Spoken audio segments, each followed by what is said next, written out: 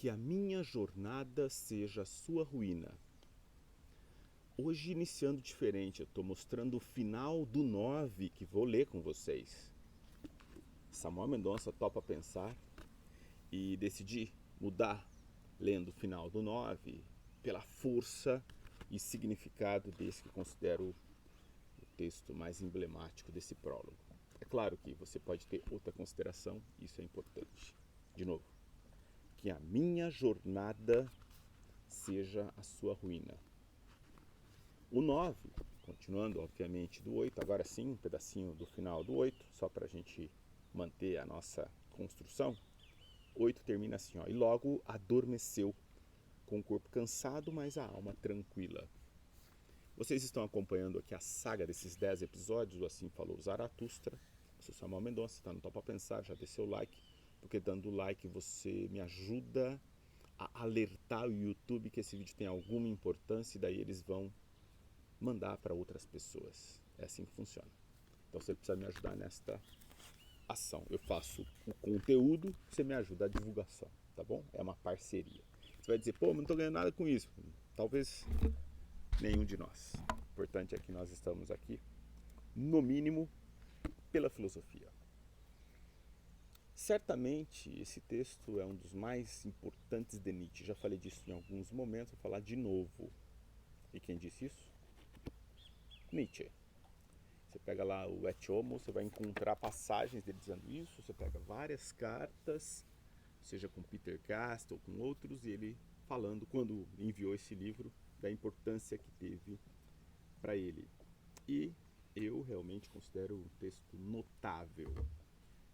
Evidente que esse texto, alguns vão dizer, não, é um texto muito difícil, não deve ninguém iniciar a leitura de Nietzsche por Zaratustra. Eu fico imaginando começar por onde? Tem que começar com o nascimento da tragédia. Então, se você está pensando uma ordem cronológica de escrita, pode ser que isso faça sentido. Mas aqui estamos diante de um dos textos muito elaborados, justamente porque está já no seu terceiro período. E daí, justamente do terceiro período, aquele que vai desenvolver fundamentalmente a vontade de potência e também o além-homem. E de certo modo, talvez esses textos com uma maior maturidade sejam indicados para iniciar. Por que não? Mas a pessoa tem que ler primeiro para entender. Não sei qual é o propósito da leitura de cada um, não é? E no caso de Nietzsche em particular, eu me recuso a dizer que há um método linear para a leitura de seus textos ou para a compreensão da sua filosofia.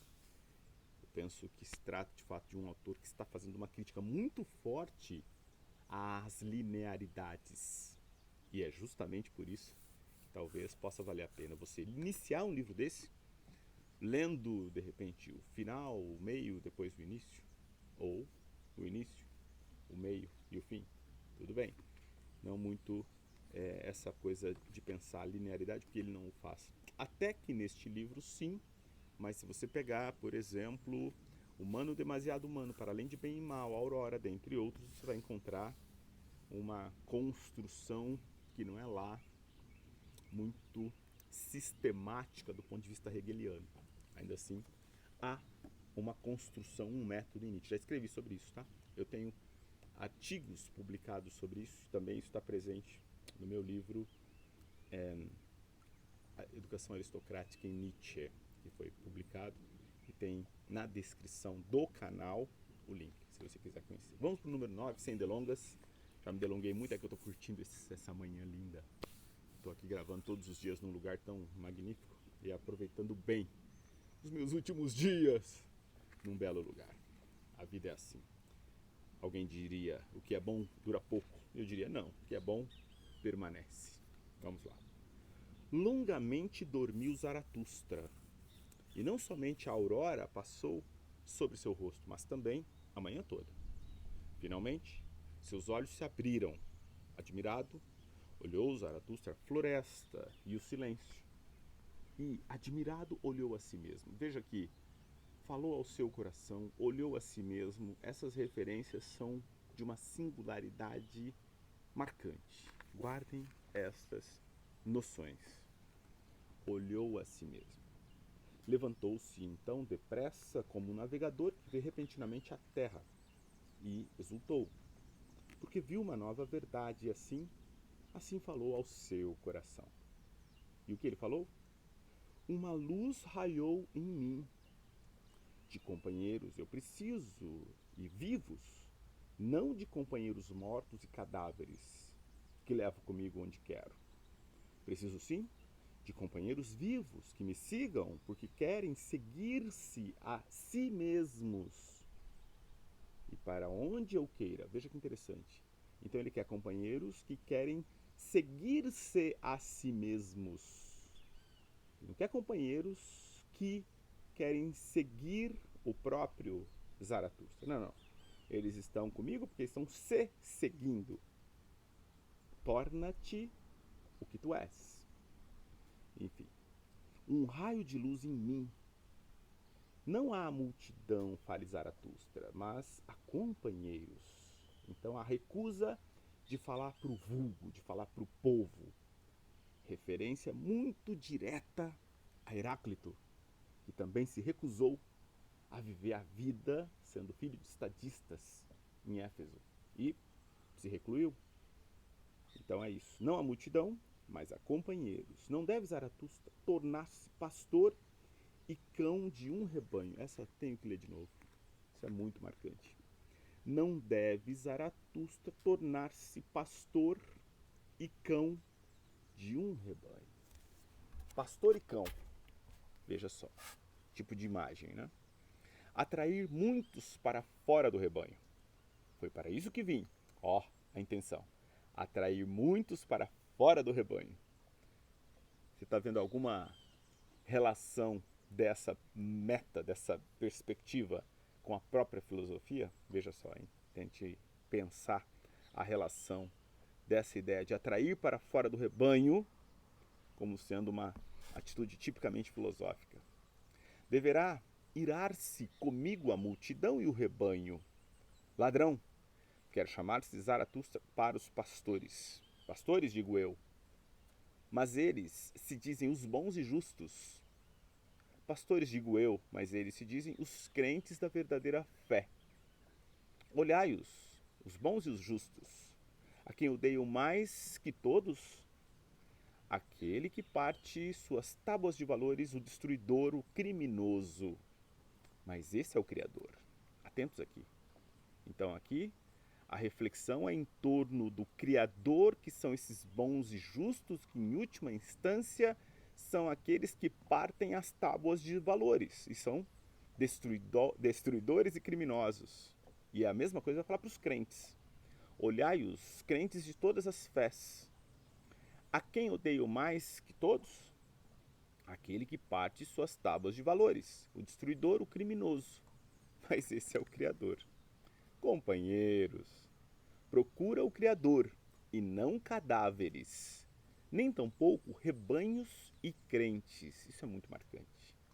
Procura o Criador e não cadáveres, nem tampouco rebanhos e crentes. Participantes da criação, procura o Criador, que escrevam novos valores em novas tábuas. Essa ideia de revaloração de valores, muito presente no pensamento de Nietzsche. Que possamos construir novos valores em novas tábuas, ou seja, revaloração de valores em outra perspectiva. Companheiros, procura o Criador e participantes da colheita, porque nele está tudo maduro para a colheita, mas faltam-lhe as 100 foices, e assim irritado vai arrancando espigas. Companheiros, procura o Criador, e tais que saibam afiar suas foices. Destruidores serão chamados, e desprezadores do bem e do mal. Mas são eles que farão a colheita e festejarão. Participantes da criação, procura Zaratustra. Participantes da colheita e festejadores, procura Zaratustra. Que tem ele a ver com rebanhos, pastores e cadáveres. E tu, meu primeiro companheiro, repousa em paz. Estás bem sepultado em tua árvore oca, estás bem protegido contra os lobos. Mas separo-me de ti, o tempo acabou. Entre uma aurora e outra, uma nova verdade apareceu-me. Não pastor devo ser nem coveiro. Não quero mais sequer falar novamente ao povo. Pela última vez falei a um morto. Quero unir-me aos que criam, aos que colhem, que festejam. Quero mostrar-lhes o arco-íris e todas as escadas do além-homem. Cantarei minha canção aos que vivem solitários ou em solidão a dois. E quero que quem ainda tem ouvidos para o que nunca se ouviu, sinta minha aventura oprimir-lhe o coração. Gente, isso é de uma riqueza, assim, que eu fico... E por fim, olha essa parte, então, conjunta. Quero atingir a minha meta. Quero seguir o meu caminho. E pularei por cima dos hesitantes e retardatários. Que a minha jornada seja a sua ruína. E assim terminamos o número 9. Estamos bem no final dessa nossa saga dos 10 episódios.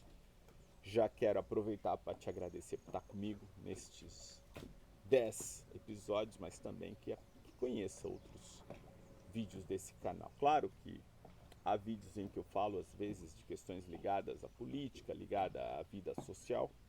E fiz muito isso no início do canal, inclusive, em um outro momento. Hoje nós estamos com esse foco mais da própria filosofia. Samuel Mendonça topa pensar, dê seu like, mande para o seu amigo, para sua amiga, para aquele que não sabe o que é filosofia. Pode ser que eles se encantem. Ou não. Pelo menos com esse lugar. Fala sério. Onde você está? No paraíso, se é que ele existe. Ou, quem sabe, no inferno.